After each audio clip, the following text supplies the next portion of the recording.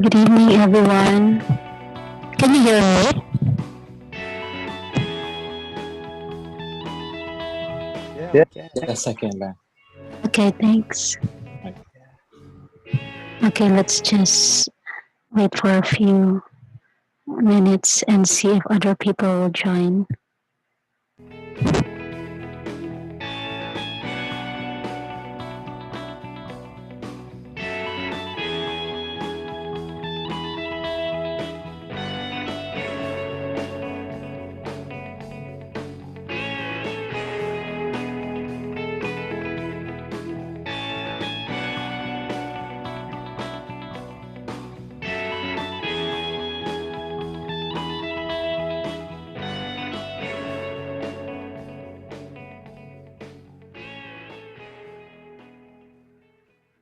Sorry, wait a sec. Okay, let me just fix a few things here.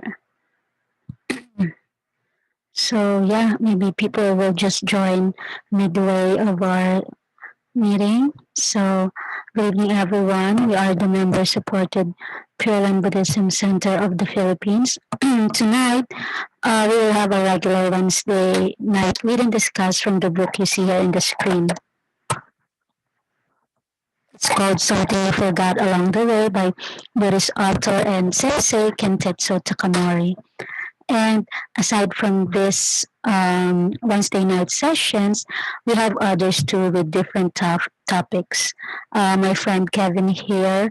Can you talk right now, Kevin, or you're still having connection issues? I think it's all good now. I'm using Globe Mobile. So, am Uh, I clear? you're clear. Yeah. So could you tell them about the other talks we have aside from this?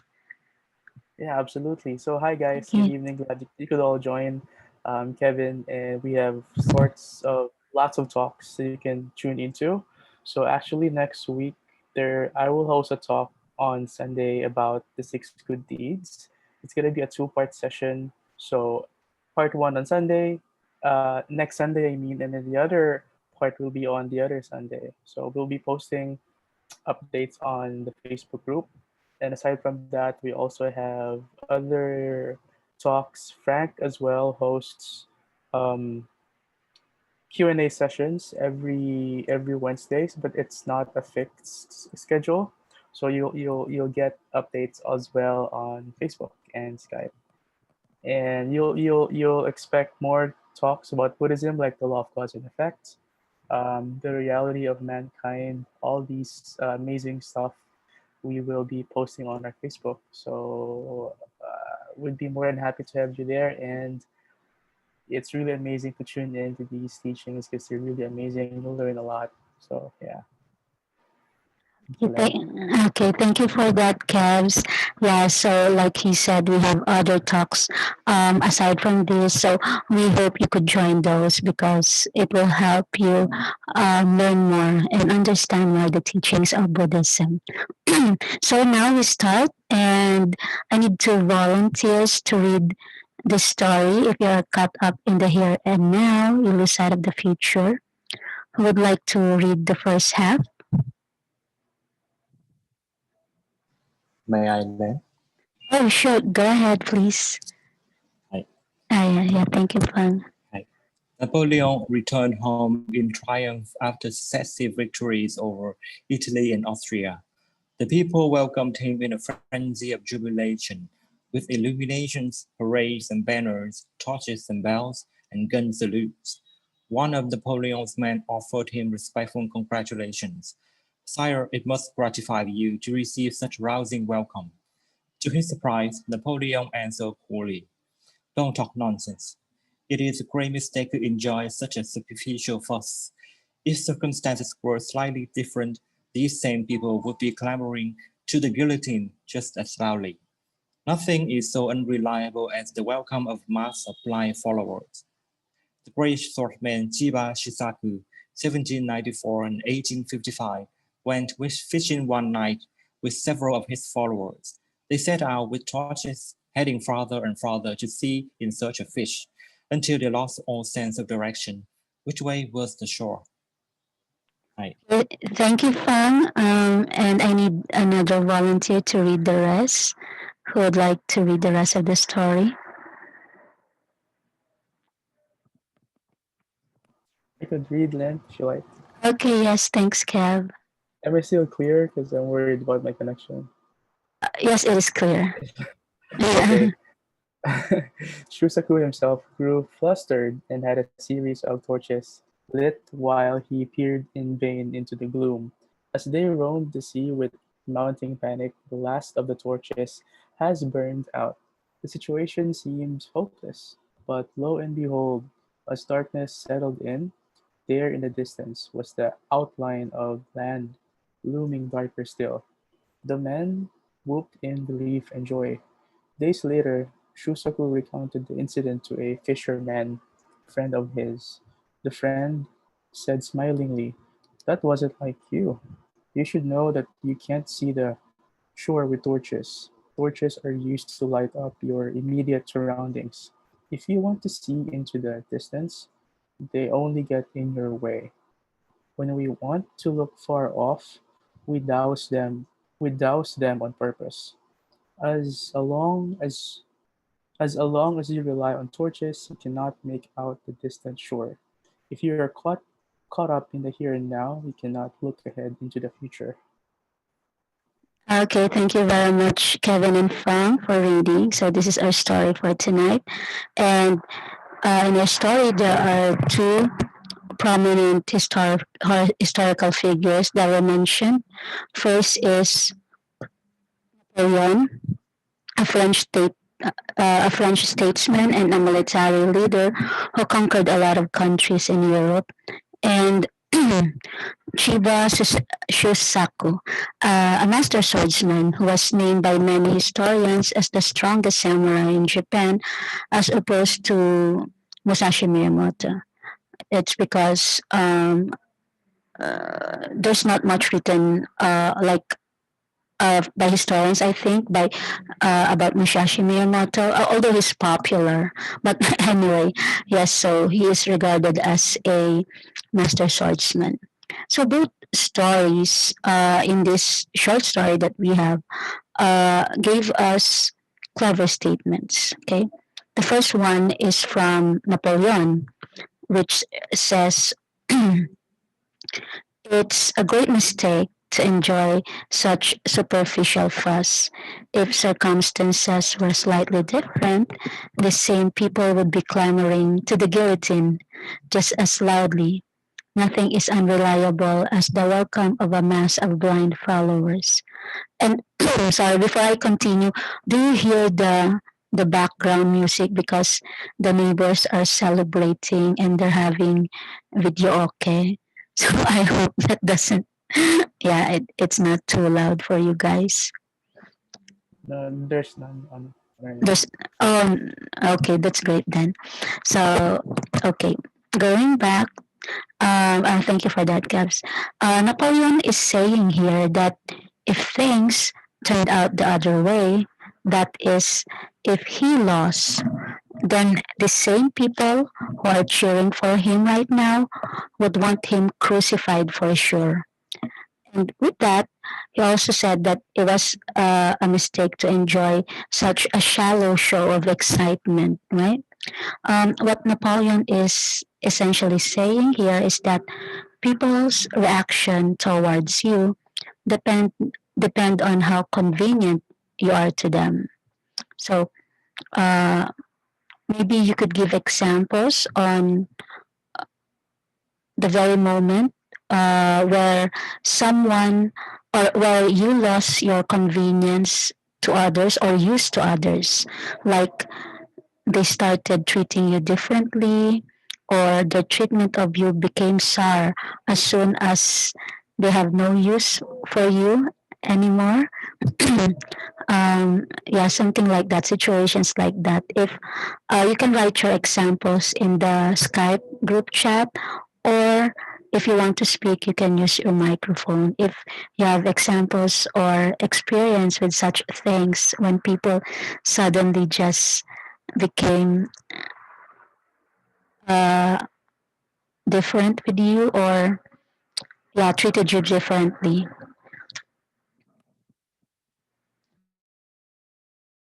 Excuse me. So, okay, Moon is typing. Len. Yes, Kevs, yeah. Yeah, I just want to share. It's not Yeah, well. I did some. I have some experiences about this, but what I want to share tonight is about these really popular sports players. Do you guys remember Heidelin Diaz? Well, she's from the Philippines, yeah, and yeah. yeah, uh, she's the one who participated in the Olympics, right? In the weightlifting division. Yes, I remember. So when she won, I don't know what medal that was, gold or silver, but she won, right? And when she came back to the Philippines, people were really celebrating with her. Hey, it's really good. We love you so much. All these praises and really amazing, sweet words, right? And it went on for a few weeks and for a few months. However, when she had a political issue, I guess, with her boyfriend, it was really something like it was scandalous.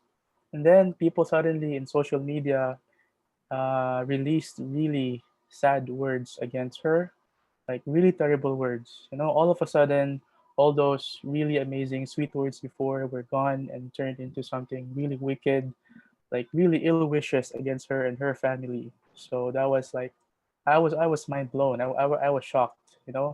Like a few years back, she was really praised, and then now all these words are now the opposite. And then surprisingly, I think she won again.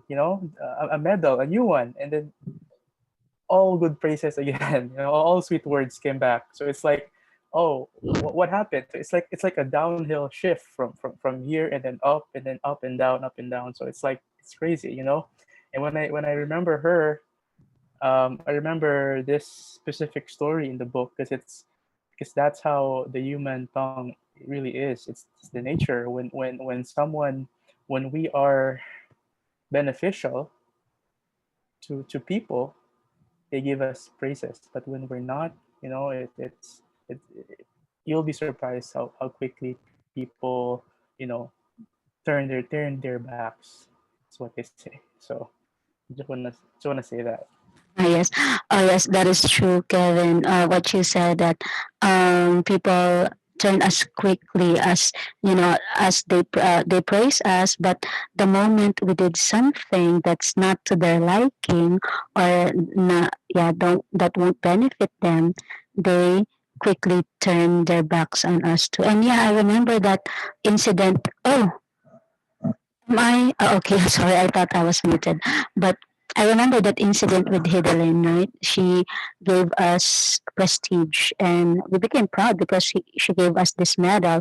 But after a while, when this incident with her boyfriend, because her boyfriend was her coach too, if I remember right, and she was asking for, of course, for fee, for salary. I mean, it's not cheap to be an athlete. You have to practice and you have to go to gyms and stuff like that. And it was questioned because her coach is her boyfriend. But yeah, the moment you stop becoming beneficial to others, they start saying mean things to you too, which is sad because yeah, it's kind of forgotten instantly what you have done good. And I have an example. Like, I notice with my friends, I have friends whom I do not share some views with, mostly political. So, but most of them are cool. We stay friends, like nothing has changed despite our opposing views. But I do find that some friends became distant. So the moment that I no longer share their views. They don't feel comfortable talking to me anymore. So I wish we had remained in communication. However, relationship, sorry about that, when our relationship became sour, I felt the same way the same way they do towards me. I felt sour towards them too. So it's not a one-way thing. It happens on both, yeah, it happens both directions. So it could happen to us and it could happen to others towards us too. So, yeah, if you have such examples where people suddenly a relationship or treatment of you became sour the moment you are no longer useful to them, or that you are no longer beneficial to them. Please share with us in the Skype chat, or you can speak if you want. So, okay, moving on, I'll continue. So, others, okay, wait, let's see what my said. I can relate to the saying of Napoleon in terms of the show business in Vietnam, like actors and actresses who are people of the public. Each and every act they make is under the strict scrutiny of their so-called fans. Really, yeah, that's true. In case they make good performance during their career, all would be good, but only slightest inappropriate action or word, they would raise waves of anti-fan cyber hatred. Oh yes, that is true, right? Celebrities, politicians, as long as you are a person in the spotlight, um, every move you make, like people are watching that, and if they find that it's okay with them, they like them, then yeah, you're good to them. You would have a lot of fans. However, the moment that you do something that is not to their liking, and then yeah, you will find that many would say strong words, hurtful words against you. Yes, this is so true. Thanks for that, Mine. And thanks for sharing earlier about Hidelin to Kevin. So others start moving away from us when we stop being convenient or beneficial for them. But like I said earlier, it also happens to us. When people are also no longer convenient or beneficial to us, we kind of distance ourselves from them too, right? Whether we admit it or not. And this is just how we are. We move from one convenience to another. So such temporary convenience is called relative happiness in Buddhism. So relative happiness is um, temporary. So, so no matter how much joy it gives us, it wouldn't last forever. Okay, so um, yeah, so it's temporary. It would not last forever, and it's always compared. No, hence the term relative. Uh, we we compare our relative happiness to how others are doing, right? If we compare ourselves to someone who is doing better, then we feel bad, right? We feel sorry for ourselves. But when we compare ourselves to someone who is doing less than us, then we feel much better. And this is just how we are, right? Whether we accept it or not, this is one of our nature. And the second one is, so relative happiness, we need it to live. So even if this doesn't last, we need it. It's a means to survive. Okay. So not because it's only temporary, does it mean that we should abandon it entirely? We can't. In fact, we can't, even if we try to, right? Because this relative happiness are our desires. You know, these are the things that helps us survive our life. Okay. And lastly, we have examples. So examples of these are our relationships, right? How many relationships do we have?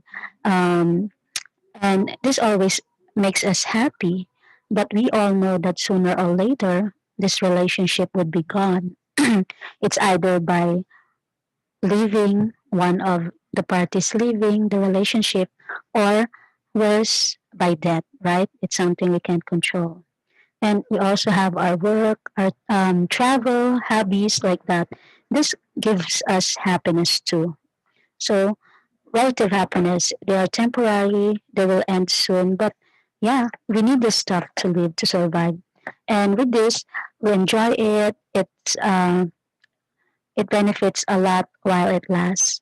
But sometimes may get tired and bored of it, and a whole lot of other reasons. So, so yeah, there are many ways that this relative happiness would just go.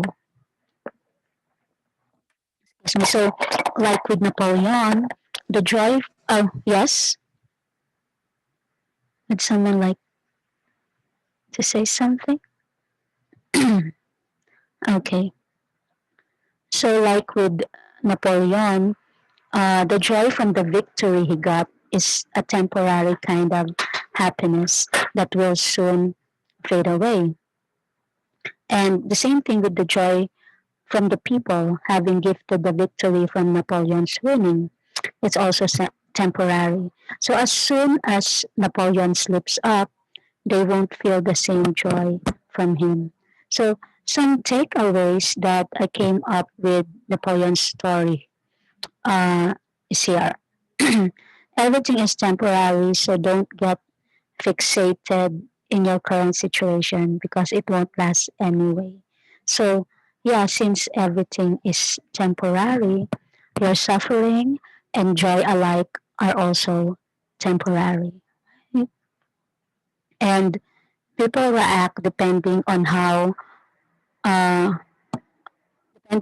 our this is wrong, sorry, depending on how convenient we are to them. I'll edit that later. Okay, depending on our convenience to them. I think that's okay too. So how they react to us is also temporary. That's why we shouldn't be so depressed with criticism and we shouldn't get so elated with praise because neither of these things last. Okay?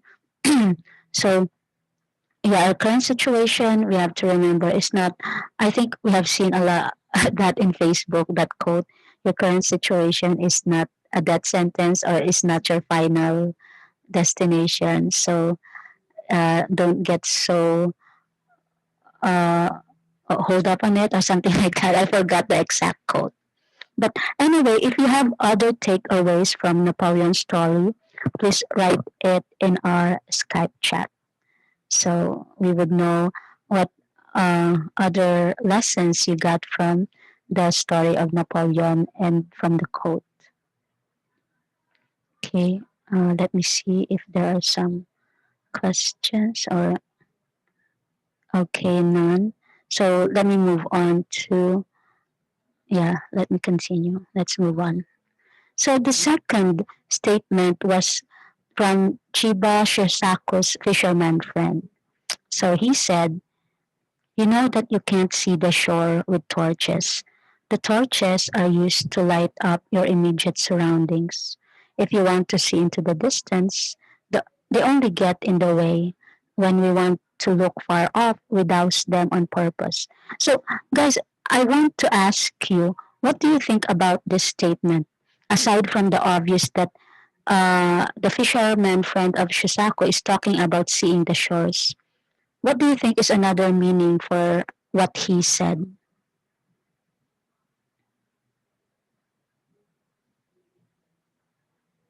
Okay, Ngan is typing.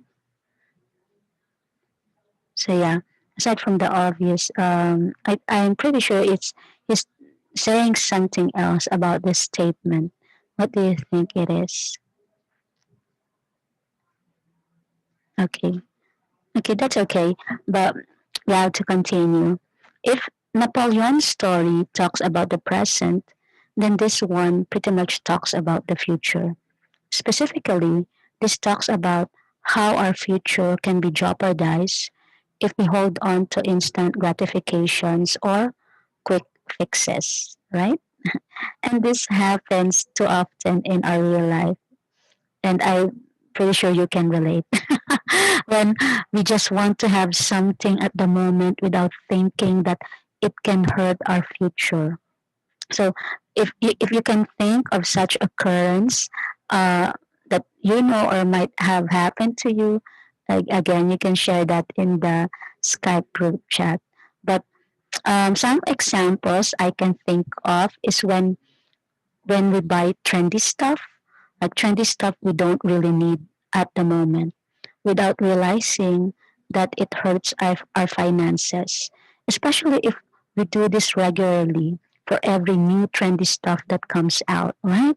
So uh, we just want to satisfy our instant need for that stuff. We must have it. You have to have it. That's so cute. That's so nice. I must have it. But as soon as you get it, the joy from that subsides too. It's different from the joy when you're wanting it, when you just want to acquire it. And then we don't realize later on, in the long run, this hurts our finances. Or, for example, when we're too stingy and we choose to buy cheaper stuff only to realize that they don't last and we end up wasting our money, right? So, in the case with that is we just want to have that stuff immediately. We don't want to wait and save more money to buy a better one. Or another example is when, mm, okay, when we're too lazy that we settle for something easy like this would do, only to discover that it failed miserably later. Okay, yes, let me see. Kevin says the online ads are becoming more aggressive. Oh yeah, yeah, they are.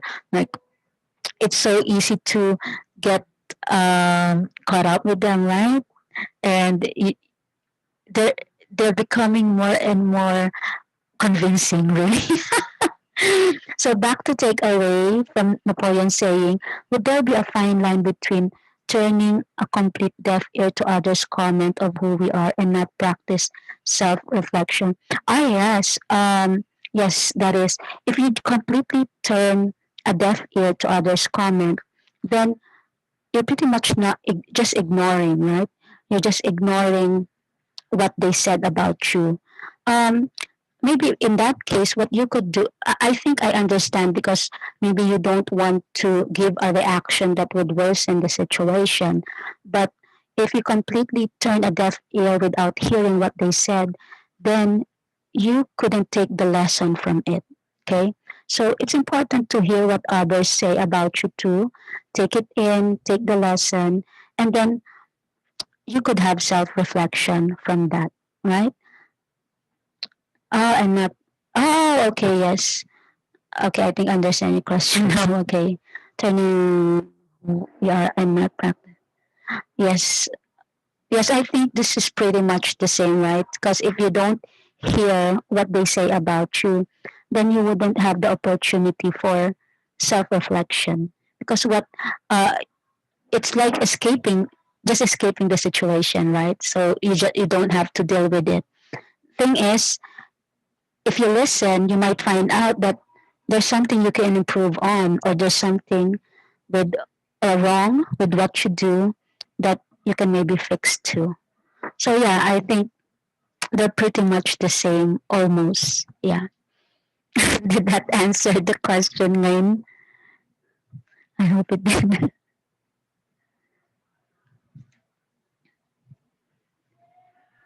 I think it's kind of tricky as well, and but very Mm, important too.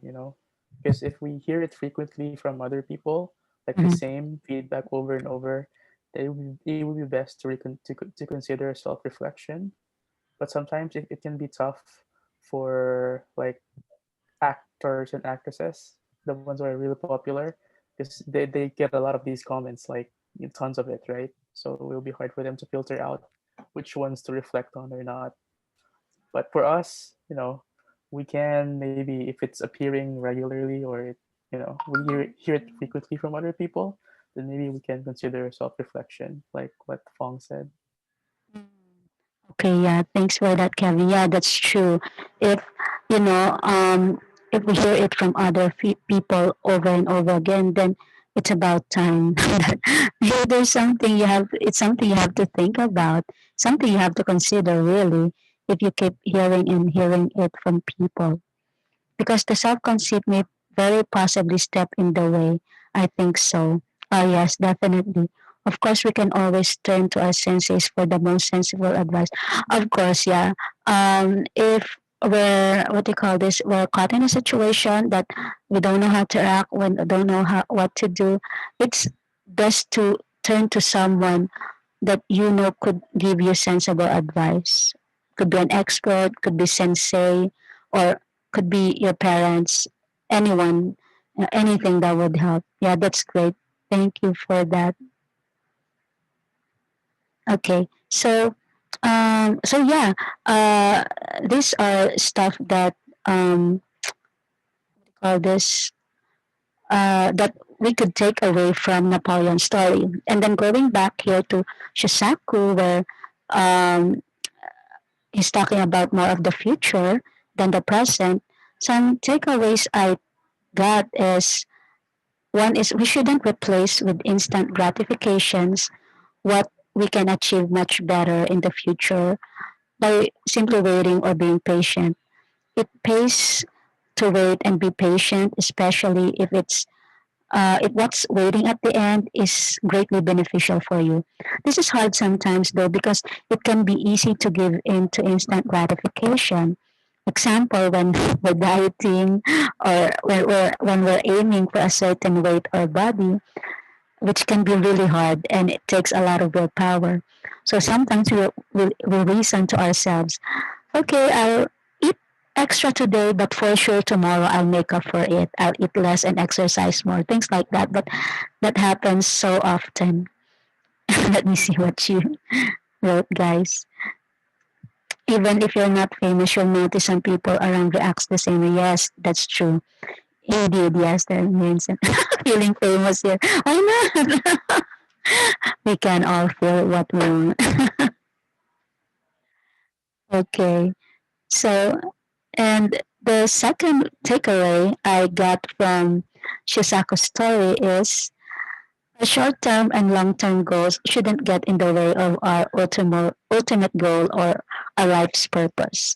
So, uh, before I talk more about this, I wanted to say that if you also have other takeaways from Shisaku's story, please share with us in the Skype chat. Okay, this is these are just the things that I came up with. So earlier we talked about relative happiness that is essential so we survive.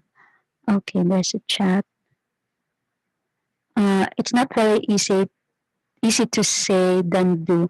Like if your credibility are on to suffer sometimes bad comments regarding on my work, I turn them off and although it's negative on my part. Yes, well, yeah, we do this often, right? Um, when we hear something bad that is said to us, eh, we just want to get away of the situation. But yeah, it's very important to practice reflection too. We, people we meet, those we like, and especially those who we don't like or treat us badly, they give us the most lessons. No, so yeah, if yeah, it's easy to just turn away and turn a deaf ear, like Nguyen said, Fuang said. But yeah, if we can practice taking in any lesson from anyone we meet, then that's a great opportunity for for self reflection, and could help us more in the future to improve ourselves. Okay, let me see first if there are more. Okay, so in Buddhism, the ultimate goal is the opposite of relative happiness, and it's called absolute happiness. So absolute happiness, unlike is not temporary, unlike relative happiness. And you may have also heard or read that it's called nirvana or enlightenment. Right? So absolute happiness is the great peace of mind that comes from knowing the true nature of ourselves. And through Buddhism, we can be made aware of what this true nature of ourself is. But um, this is a really long topic and a very deep topic. So we allot a different session, a different talk for this, for absolute happiness. So um, I hope you can join our other talks so you could hear more about absolute happiness. So soon, maybe we'll have something for this. Maybe Frank or Kevin would have some talk about this. And yeah, that's it for tonight. We're glad to that we're glad that you could join us, and don't get caught up in the here and now so we don't lose sight of our future. Okay? So, good night, everyone. Thank you, and hope to see you in our next talks. Hi. Night. Thank you, Len. Okay. Thank you, Len. Thank you, Len. Okay. Bye. Good Thank you, night. everyone. Good night. Night.